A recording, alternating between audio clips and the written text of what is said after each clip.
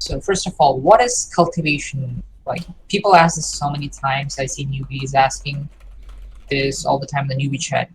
But the problem is the ones that are asking about what cultivation is don't write cultivation themselves. Most of them are like normal romance authors in urban genre or like historical romance, stuff like that.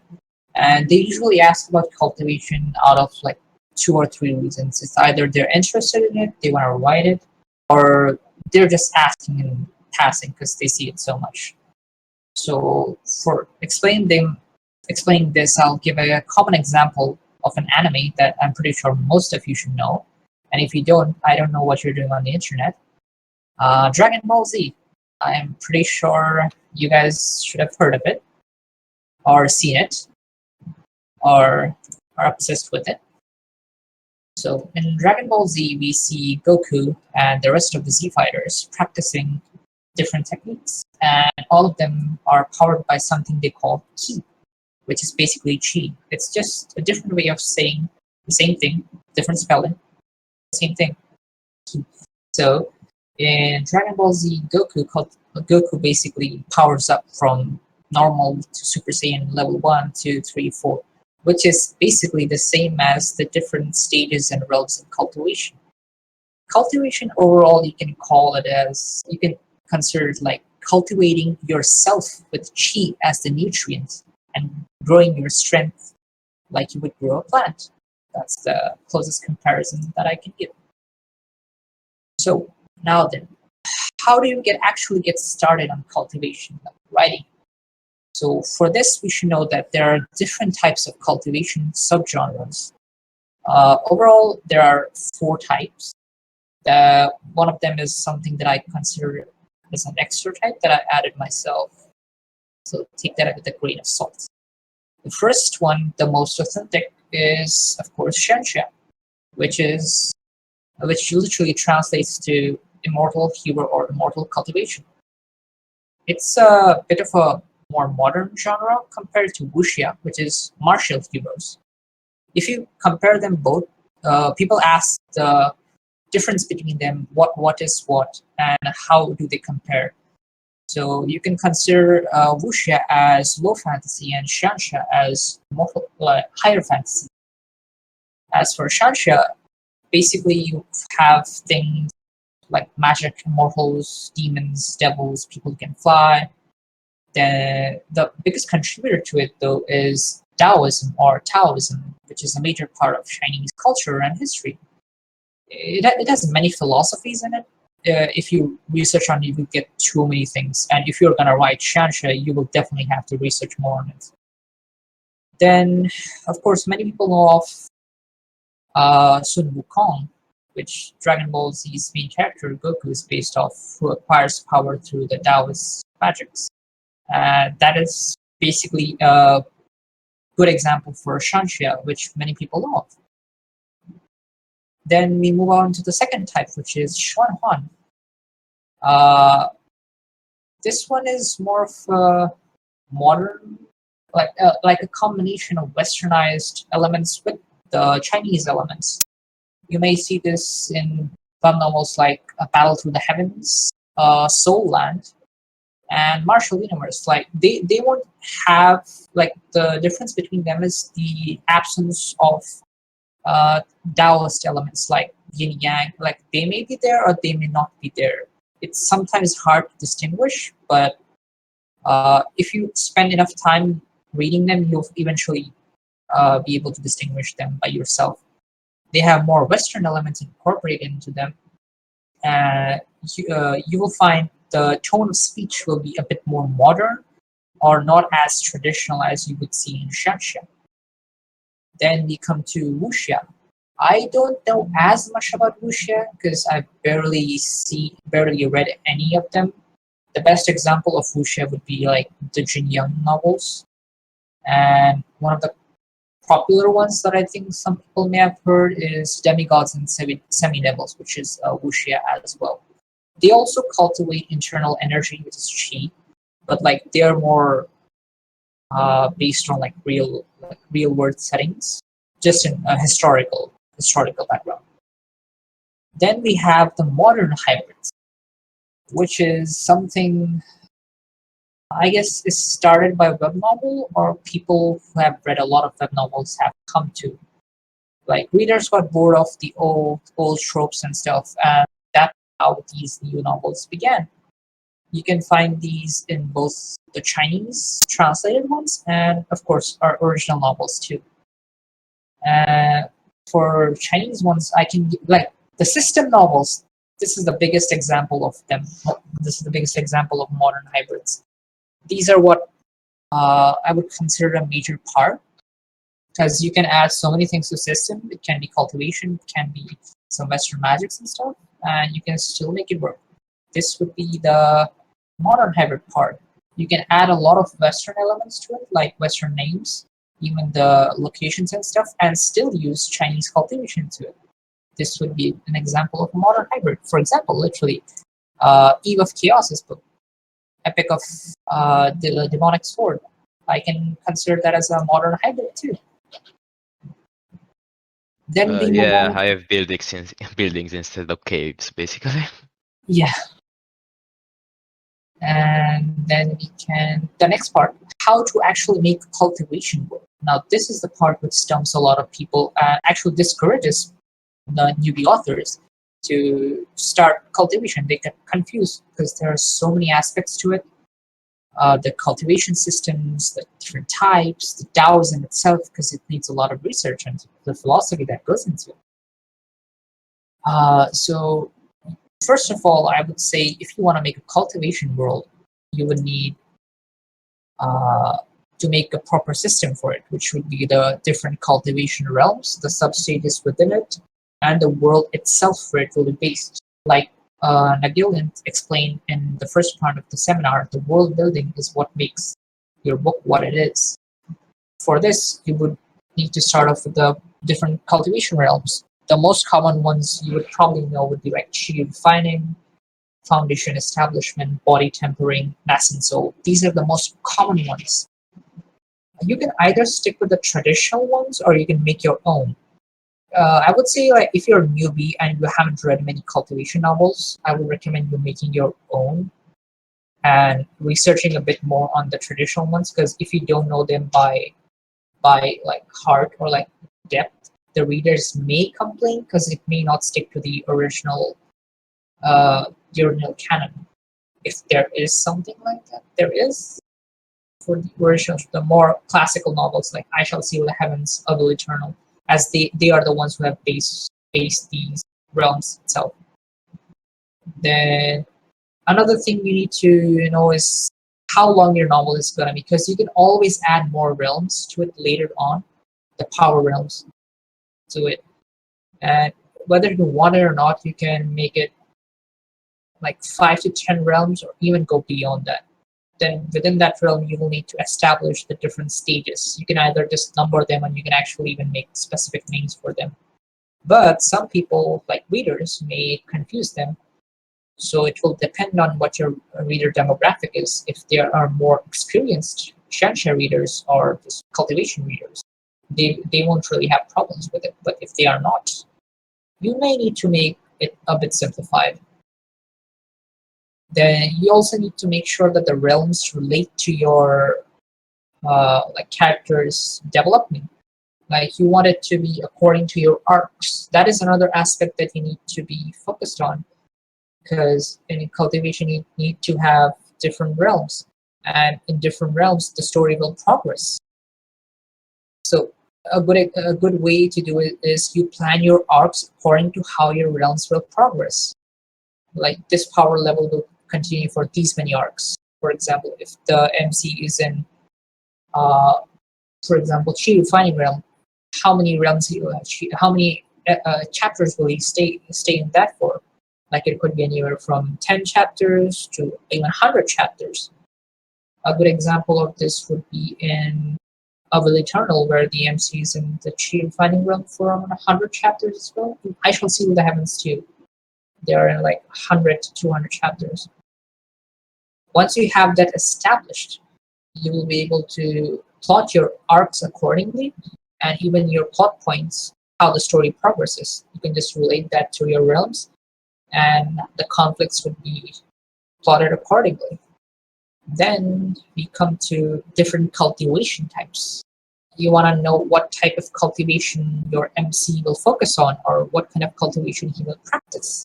Because there are so many different types. The most common ones, the well-known ones, would be the chi cultivation and the body cultivation. If you're a more experienced cultivation novel reader, you will know like there are soul cultivation, ghost cultivation, mind cultivation, beast cultivation. There are many different types. They may either use the same energy, it could be chi, or there could be different types. This is a more free aspect that you as an author can play on. Depends on what you want. You can literally add new types of cultivation. It won't matter as long as your plot relates to it and if it's interesting. Then we come to Dao, which is a big part of cultivation. Now, here's where it will determine whether your book will divide into which kind of a genre, but whether it will be a shanxia, or a xuanhuan, or even a modern hybrid. If you research enough on Taoism or Dao, then I would say, and you feel confident in, I would say go for shanxia or just make it a modern hybrid, because you will definitely need to read a lot on Dao to make it relate to the philosophy and how it works. Unless you have enough research, I would say don't attempt it, or plan out properly if you're gonna make a twist on it, or like your own aspect of it. That's that's this for it. Then people have problems with naming, because this will be a major problem if you're gonna write on a proper Xianxia, because you will need to have Chinese names. Uh, then for Chinese names, you will either need to use a name generator. I would recommend this, or if you have characters that are more important, I would say consult someone who actually knows Chinese. Talk to them about the name, how its meaning would be, and whether you want that meaning, the name of the character to relate to that book, or his personality, or the plot itself. There are many things to consider, but as an author, you have free reign over your name itself, free name over the name of your characters. For me, myself, the main characters that I have, the MC, the main antagonist, the main supporting characters, I consult for their name with my friends who actually speak Chinese, check up on their meanings, how if they fit the plot, or I add some special references to their names and stuff in the character's plot itself. How people have misunderstandings about their name, because Chinese names have multiple pronunciations, and you can actually make jokes on it if you're more proficient in it. Or you can just use a name generator and skip the entire thing, which is what you can do with most of the minor characters. Just don't think too much. Just use a name generator, or you will just tire yourself out. And I would also recommend making a name table, like a table, because you will soon end up losing track of all the names that you have for characters, especially if you're gonna keep Chinese names, or if you're just gonna make Western names, and you're good at them, you can just keep them in your mind. Then we come upon the common terms in cultivation. For example, chi, herbs, spells, weapons, cultivation techniques, martial skills, spirit stones, cores, sects. Chi is basically the energy that you would use. There are many terms which can be replaced for it. Chi, spiritual chi, essence, vital essence. There are too many terms for it. You can actually switch around, play with it as you want. If you want to focus on it or not, it depends on you. You can even have multiple grades of it, like spirit chi, immortal chi, celestial chi. You can relate this to your cultivation realms. This is where the system making, the entire cultivation system of your books comes in. You want to relate to that on multiple aspects: your plot, your story arcs, your turns itself, and terms like spirit chi and stuff. You can actually make a flowchart. No, not a flowchart. What do you call it? A spread chart for it, so you can draw literal arrows from which relates to what point, which would actually help you figure it out. Then you have herbs, spiritual herbs, or stuff which cultivators and other animals and stuff use to actually gain power. They can either eat these, or you can uh, refine them to make pills. You can also play around with this. Uh, you can have a great time naming them. You can give them funny names or just straight common names. It doesn't really matter. It depends on how well you can do it and how long you can keep up with it. Because at one point you will have so many names, you will have a hard time keeping up. There can be weapons and stuff. Oh, then we come to cultivation techniques. This is one of the most important aspects that you need to figure out before you actually start your book itself. Because cultivation technique will determine whether your MC will have an advantage or not. It can also be one of your main cheats, as we call them, or like a golden finger, as a more proper Chinese term.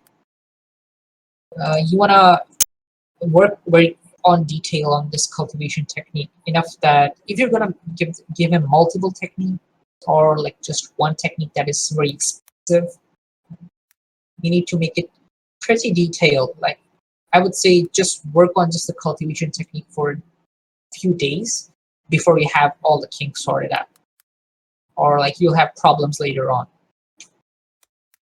Then martial skills, these you can make as you go because it's up to you what skills you want to give the MC. Spirit stones and stuff, that will basically be the currency or the resources which the MC can use to cultivate. There can, of course, be multiple versions of it. According to the chi, you can have spirit stones, immortal stones, crystals, pneuma. You can come up with anything. Then you have cores.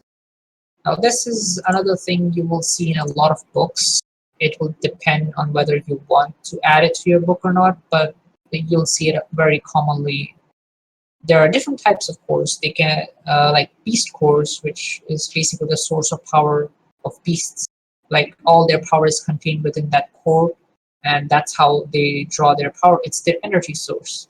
And when they die, other cultivators can use these cores to make new things like weapons, new cultivation techniques, pills, or directly use them or make traps or stuff like that.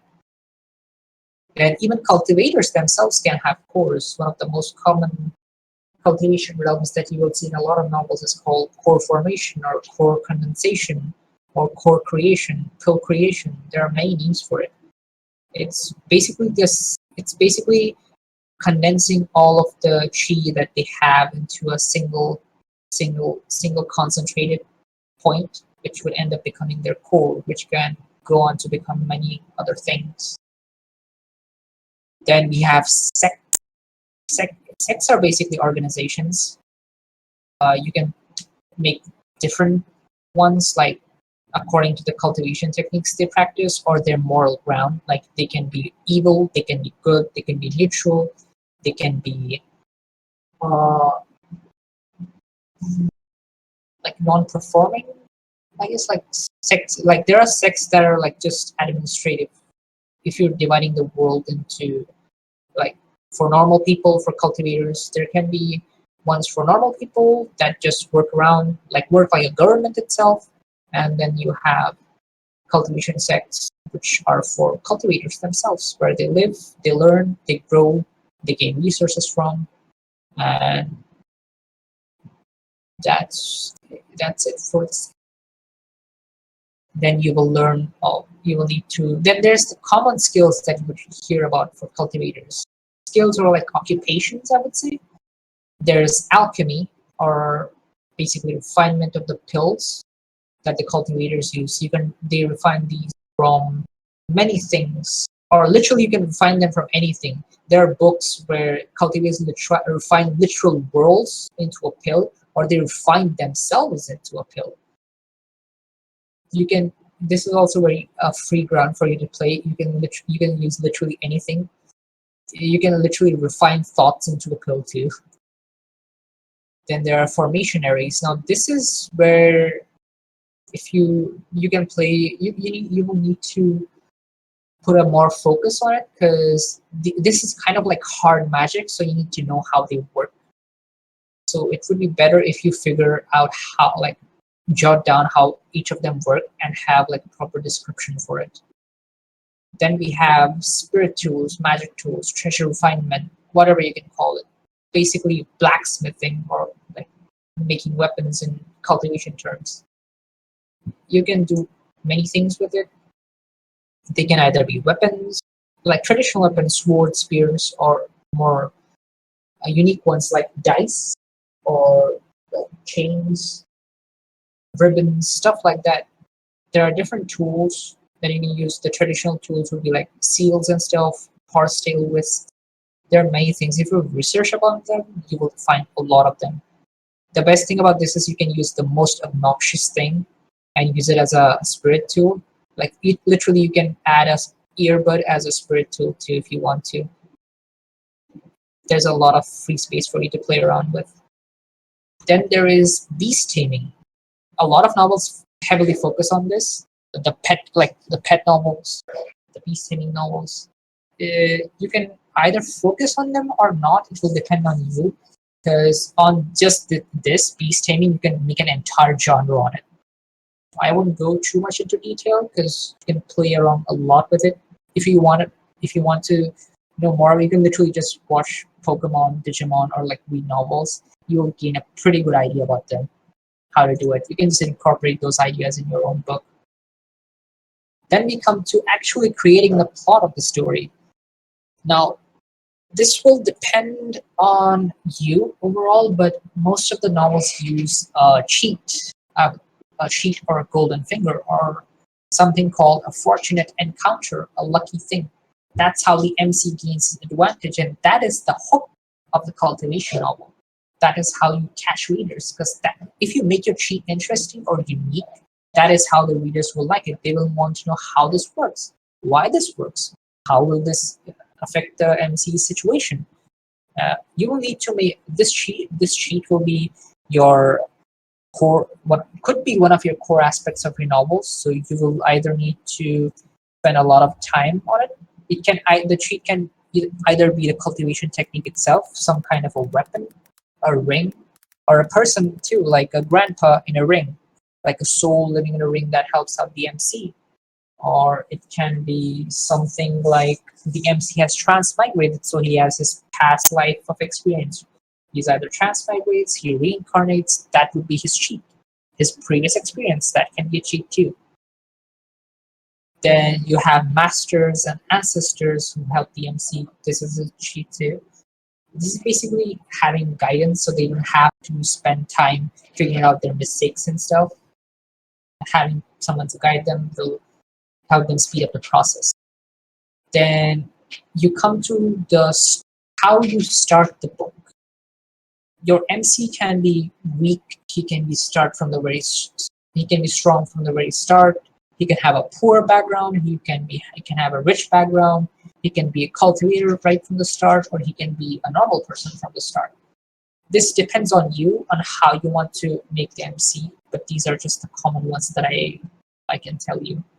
Then comes the middle parts, which is making actual arcs. And you may want to relate these to your cultivation realms.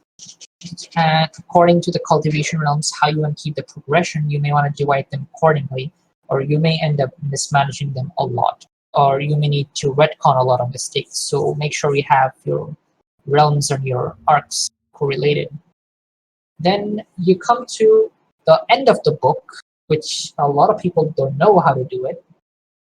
I would say like literally start from the end of the book, how you want the MC to end, how you want MC to end up with, and end like, or you will end up having no idea what to do at that point.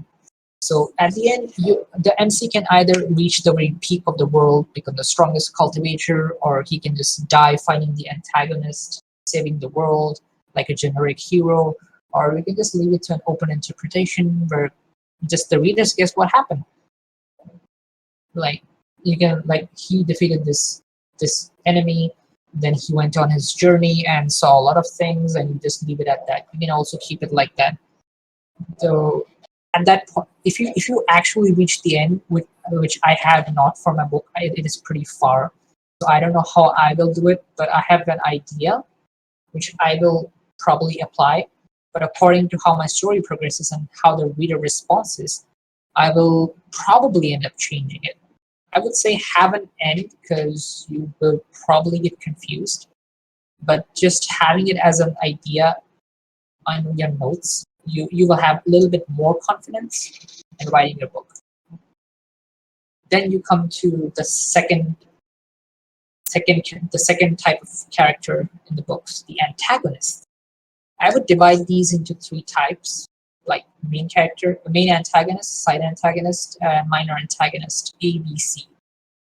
The main antagonist, you would either introduce them at the very start of the stories or at the middle of the story. A lot of books actually don't even introduce the final antagonist that the MC is gonna fight, like at the end of the book, like halfway through the entire book. Like there's no mention or there are only like specific small references to it, and they don't even appear for a while.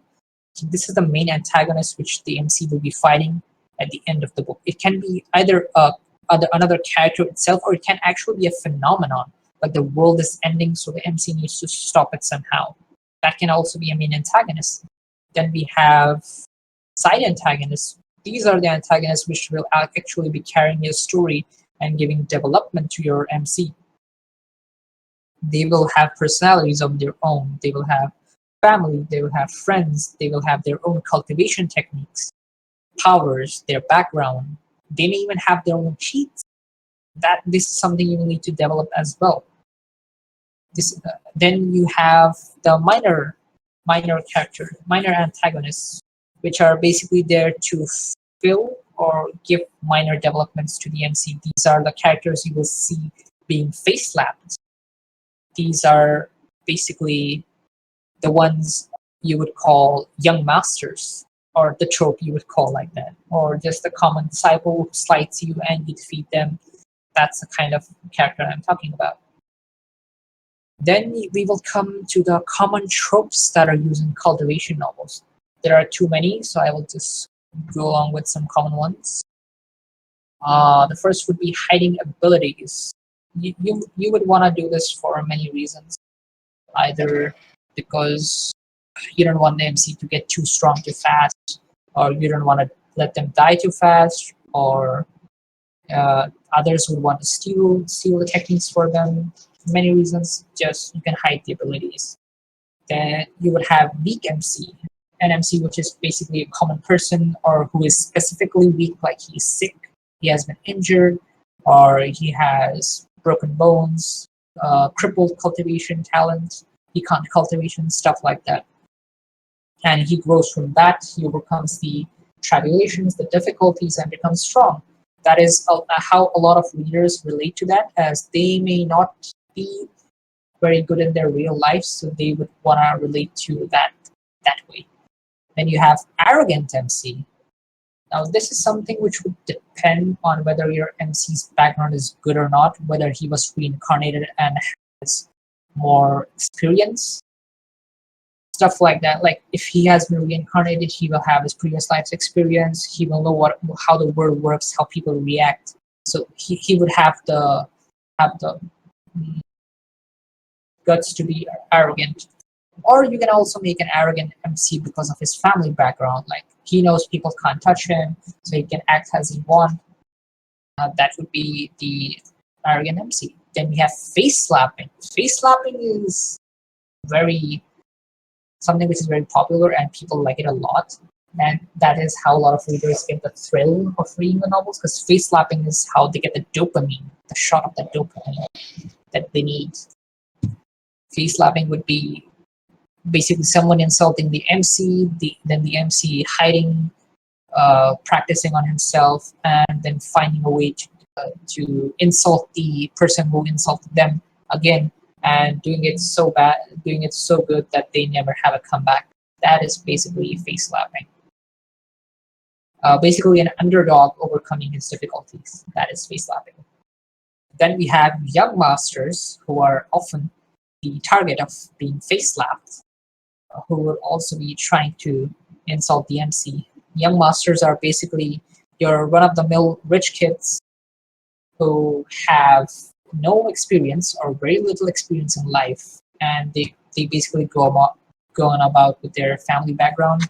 Either they're rich or they have powerful family members or friends, or sisters or cult sect masters, teachers, stuff like that. Then we have ancestors, which are basically just very old cultivators. They're called ancestors because, like, you will see random people calling other cultivators ancestors, and that's because they're old enough to be your ancestors. Probably a couple of hundred generations old. That's why they're called ancestors. Then we have sect masters or sect heads or sect patriarchs. You can have multiple names for them.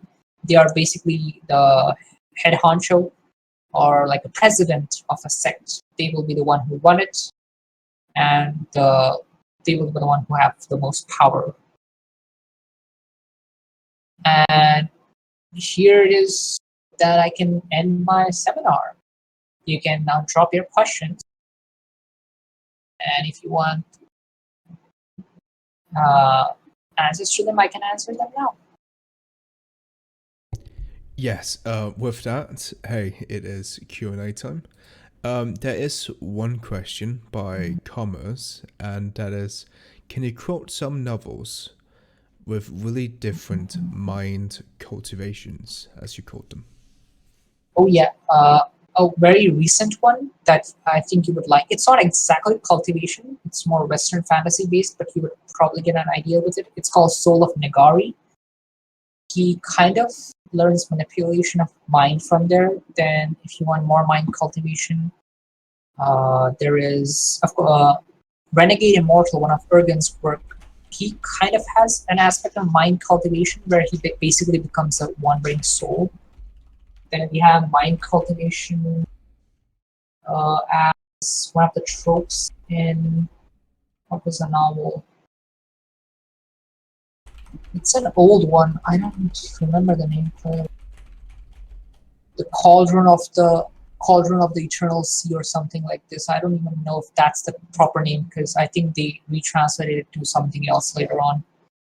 Uh, it also has an MC, which is basically a lost soul, which wandered in from a random world, and when he gains a body, he finds that he actually can't cultivate because he does not belong to this soul, belongs to this world, so he can only cultivate his mind.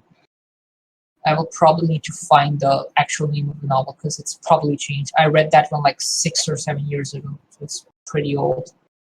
Thank you. One question from Blips is how to write OP leads without making it boring. That's The for thing example. about So sorry, I continue. kind of get it. The thing about OP characters is that for them you can't do much development directly.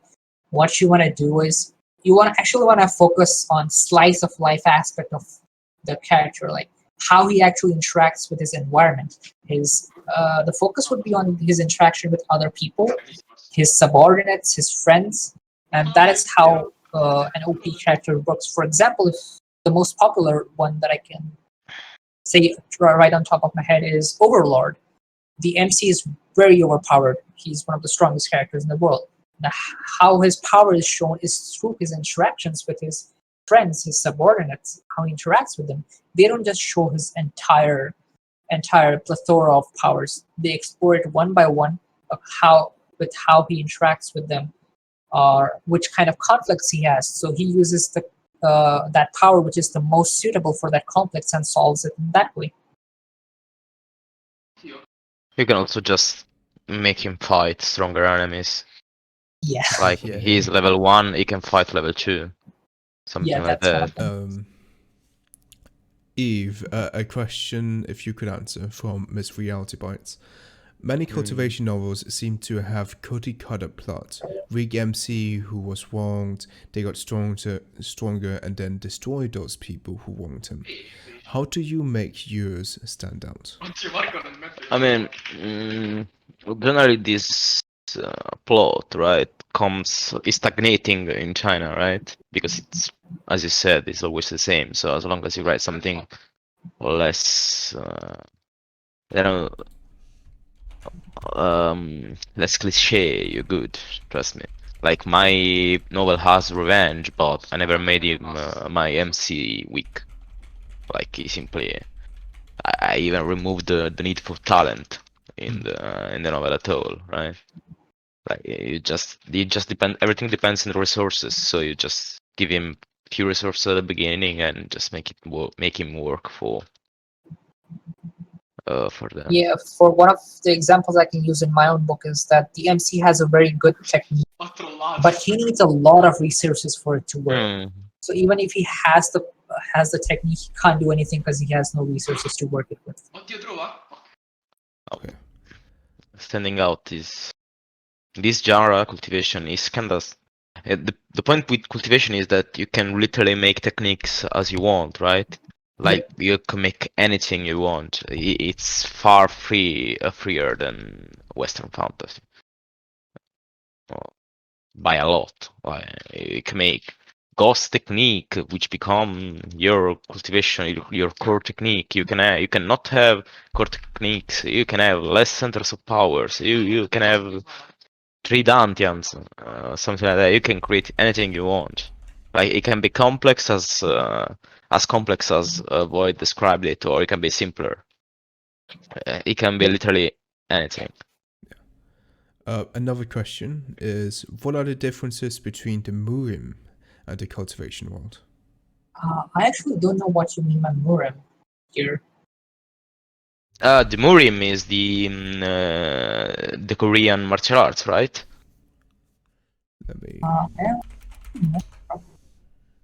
Murim is a Murim, term used right? for martial Murim arts refers world, to yeah. a term on I mean, Murim. you have superpowers in Murim. You are still kinda human, right? You never I go think he up means to. like basically what he means is wuxia and shanxia.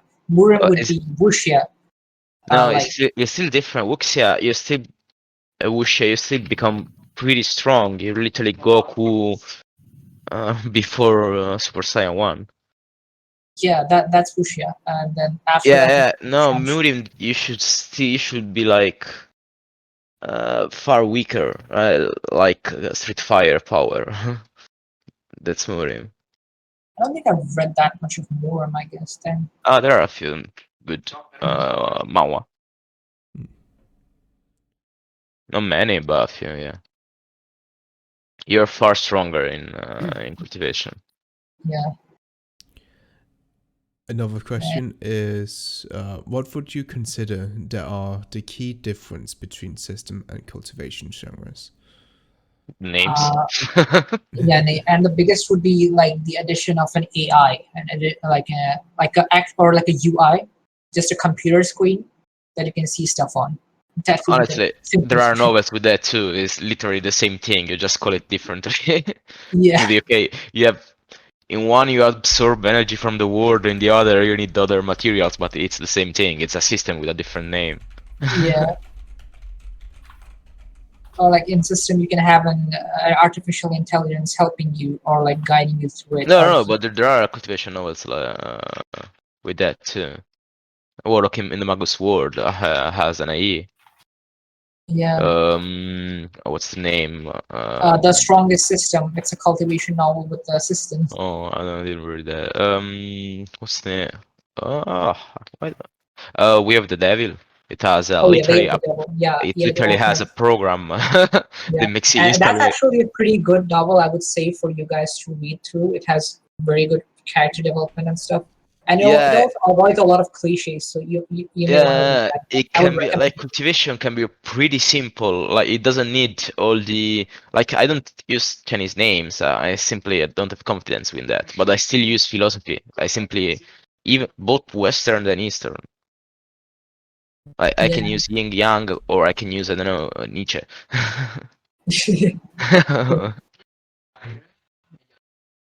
Okay. Next question is, would an adventurer that only does one damage be a good concept to use? I want to make a Oh yes, potential this novel can. that has this Yeah, tool. yeah. You can make this an absolute, like, for example, there is an enemy or like a god who cannot be injured by anyone, who is immortal. You can't do anything to him, and then comes the MC who can do one damage always, and he's the only hero who can defeat the undefeatable god. you can play along something like this. You can make anything as long as you build a plot around it. Yeah, or like even if he does 1 damage, you can increase the speed. Like he does 1 million attacks in like a second. Something like you can do. You can play around many aspects with that. Especially in cultivation, since the law of the world doesn't really count. Don't really count. True. Yeah. Yeah. Then another question: how to make fight scenes last longer and more interesting for cultivation novels? Now here's the thing: as your power levels increase, as your realm increase, the complexity of the enemies will increase too. And with that, you may want to increase the length of your fights because there will be multiple techniques being used. Some techniques will counteract other techniques. Some won't work at all. Some will affect the environment. Some won't work in certain environments. That is how you will lengthen and expand the scenes, basically. In the earlier ones, you can make the fight longer by adding more dialogues, like the MC mocking the enemy mocking them back, or them insulting them, or they having a friendly spar and conversing in between, stuff like that. No, I'm a typical here too. I just make a lot of the scrap description, right?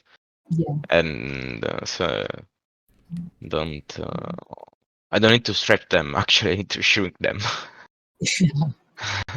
Also, my MC doesn't really talk during battles, right? So or you That can just add the MC's thoughts there, like how the MC reacts to the enemy's attack, how what he's thinking, what he will, he's thinking about what he will do next, how to counteract to them, what he's planning, stuff like that. You can add your MC's thoughts there, even the antagonist's thoughts there.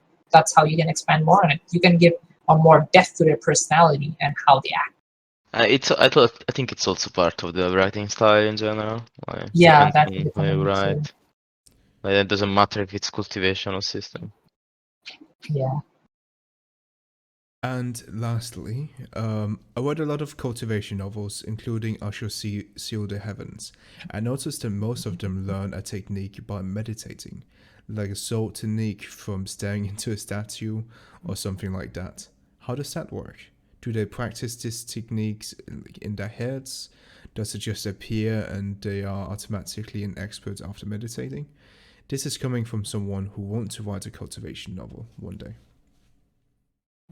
You can consider that, like, for the example you gave, like they learn sword technique from a statue. You can consider the statue as like a data storage device, and you need to basically focus on it, meditate on it to find the solution to it. Like it's encrypted, it has a password. You need to find a password to that, and when you find the right password, that technique will appear in your head. It will. It, that's a comparison that I can give. Okay, like there are techniques that allow you to train in your mind, right? But there is a concept in cultivation novels. There is enlightenment, right? Yeah, that is Like basically enlightenment. the will placed inside an item, a statue, a tree, the will of something. Like it can give you, inspire you basically. So you can learn by getting inspired. There is and it happens. It happens often in cultivation novel. I also do it a lot because to gain inspiration from something is to learn that technique or something like that, or the meaning behind that technique. It can be pretty deep. Yeah, I do that too. Like if you go deep into the Taoism thing and you incorporate that into your novel, you will find that DMC will be able to gain the Yeah, comprehension of the Tao from every small thing, like a blade of grass on the ground or like an ant running around, stuff like that. He will yeah. relate that to the bigger aspects of his life and gain But enlightenment. you can also make it simpler, right? You don't need the DAO per se, Yeah, right? You can use the DAO, but with simple meaning, right? You don't need to literally have to research the yeah. actual. And that's something I wanted to say. I think I wanted to contradict you actually. Even in Shansha, I don't think Chinese language is necessary. I don't think the Yeah, language is. you don't need it. Yeah, that's why I added the modern hybrid thing because we have so many different subgenres of subgenres popping It, out.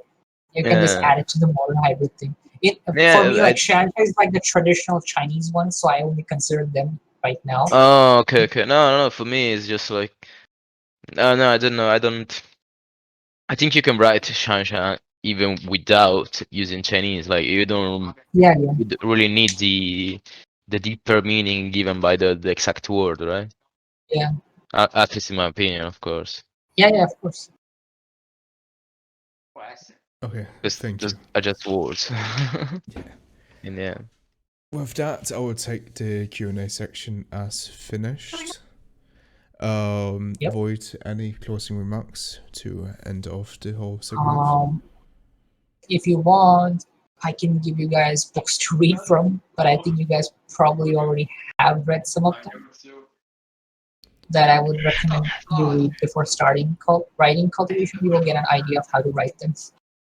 Yeah, please, like if you could I name can them. give you general one. If you want to approach the genre, I can give general ones, like easy ones, without complex systems or really difficult to, I don't know, names Yeah, for cultivation because the levels. ones I have are like more traditional ones, since Yeah, they yeah, don't have Chelsea the complex. Evan, yes, it's super cool, but it's really out of touch from the Western Yeah, audience.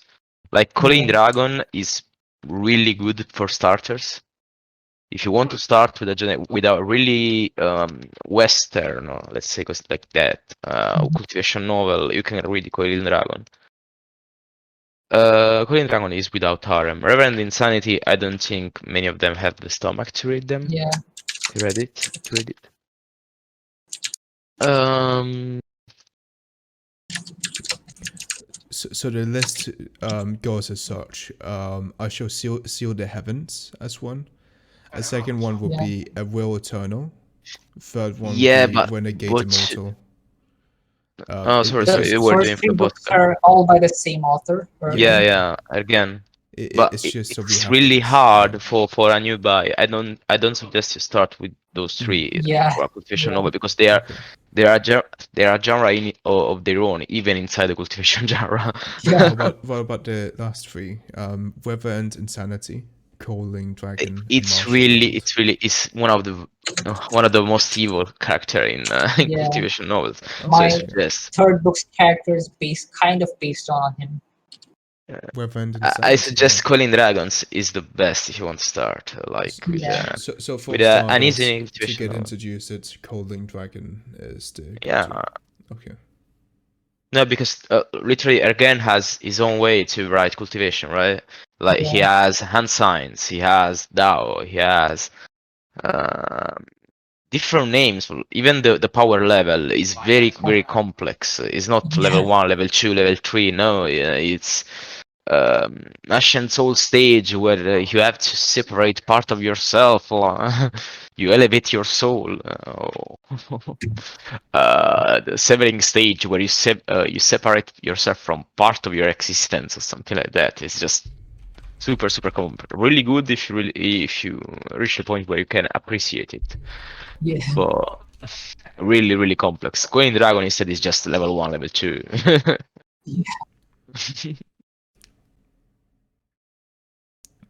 Calling Dragon was one of the first ones I read, I think. It Like was my back in first. 2000, yeah, I read it back in 2011. I think at that point there were only like 90 chapters or something translated. Oh, no, I read it when it was complete. I found out after, then I read I Shall See the Heaven and I understood that I hated the Calling Dragon. Yeah, I've been Because, reading Chinese novels for I think 11 years now, since 2011. Yeah, I uh, think since 2011. no, So I I think read the very old works when they were just starting up, when the new translations were coming up at that point. They were not popular at all then. no, I think only 4 years for me or 5, but I read really a lot of them because I just can't stop, right? So, For for me, 4 years, I was just editing for the Chinese novels. I was hmm. editor for them and just fixing the translation mistakes and stuff. So first, Uh, Tales of Demons and Gods, River and Insanity are not completed, and they won't be probably. yeah, River and Insanity for sure it won't be completed because they banned it in China. It's yeah. just too much. Though the author did say that he made changes accordingly, and they may be getting it unbanned. Yeah, how Later can on. you do it, man? He has 99,000 outline words, file of 99,000 pages of outline. Yeah, I actually started a new story, but I didn't like it. Infinite Blood Core, I think. Yes, yes, yeah. Yeah, I need to start that one too. I read the first two chapters. Is it on WebNovel? Did they add it on No, no, no, WebNovel? no. It's I translated privately. Um, By the way, yeah, the author from Calling Dragon has one of the most gentle approach to cultivation. yeah, If you want something really hardcore, you should go with Ergen, with the I Shall Seal the Heaven. the Cocoon Cow, True Martial World, Martial World. Oh yeah, I didn't like that one. I honestly hated it. I'm really picky with at this point in my life, you know. At this point, I don't even know how many cultivation novels I've read. I've read Yeah. some very small minor ones that I don't think will even come up in translations anymore. There is I was just reading Nightfall was good, but it was just too slow. Yeah, um uh, uh, Actually, I'm not reading that much lately just because I can't. I don't have the strength to do it anymore, right? I'm just yeah, writing every day. yeah. Even I Takes. barely have time to read anymore. Uh, oh, but yeah. Yes, Calling Dragon is for noobs, at least for Yeah, the start. Then you can try. Way of the Devil is nice. I don't know if it's over. No, I don't think it's over, right? It no, should be over. then that's. What other simple but understandable ones are there? I mean, those are the classics. I Shall Seal the Air and Calling Dragon. Yeah. Oh, Hard. you have comedy cultivation novels too that heavily lay on that point, like The Strongest System, Hmm. Ultimate Scheming System, novels like that. They're heavily comedy based, so Uh, they have a completely different writing style too. hmm. I never liked them much either. I'm more for the anti-hero thing. Well, Reverend Insanity is just a peak. It's a pity that it Yeah. won't get an end. Oh, and Uh, cultivation will be entirely different depending on what lead you write in, either the yeah. female lead aspect or the male lead aspect. The It's romance will be entirely completely different even in different. different books because Yeah, it's really whatever you want it to be. You just set up our level, I call it cultivation, and you just yeah. uh, Well, in a traditional way of cultivation is that you have a dantian, which is an organ in your low waist, right? mhm, Where you yeah, accumulate chi and grow yep. stronger. But yeah, Yep, cultivation can work with literally anything. It's such a free. You have such free reign on it. You yeah, can add anything to it. Uh, just to make sure that people listening in would know it, the question was, would cultivation work with any other philosophy or religion? yes, yes, you can do whatever you want. Yeah, you can do anything you want. Yeah. Yeah. Another question is, why do cultivation novels always have cringy names?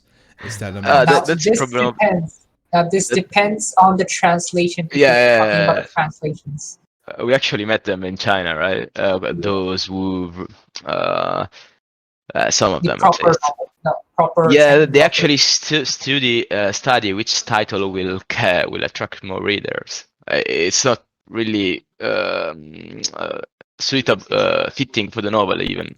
It might just sound good, and they do it. Yeah, like you can come up with the most obscure or like the most ridiculous names. Uh, Like I think I had one of the names set somewhere. I don't know if I can find it. No, I mean, even Reverend Insanity should be Master of Goo. But Master of Goo is just boring as a name, so they didn't use it. They used the Reverend Insanity, which means nothing. Yeah, I Shall Seal the Heaven, it's kind of okay. Yes, yes, uh, the translator decide just a title that can attract readers. It doesn't really matters. Yeah. Okay. Like you can literally come up with ridiculous names. I'll give an example here. It's like just random garbage, Yes. but it makes sense.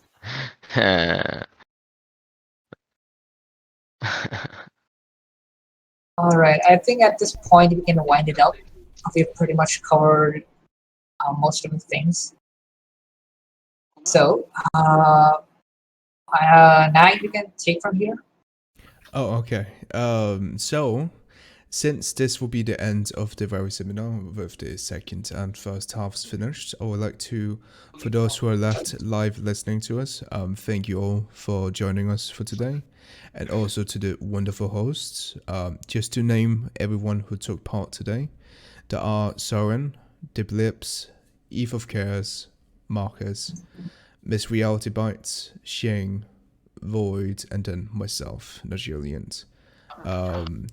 We will try to keep seminars as frequent as possible, though since most of it will be scripted and no material, it can take time between them. We hope that for the future seminars that we would make, that you all will join us. And with that, I will say thank you and good night. Good night.